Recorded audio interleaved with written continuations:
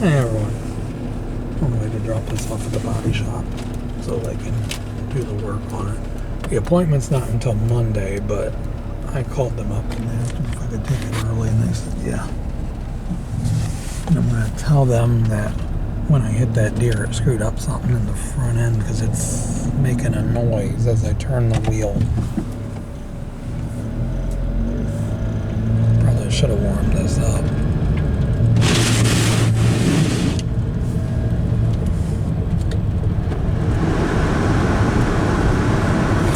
It is in the 20s. I didn't think about warming this up.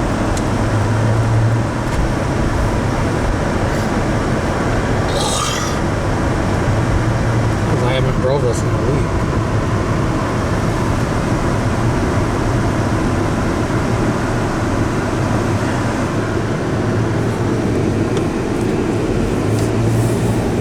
I'm going to stop it right here.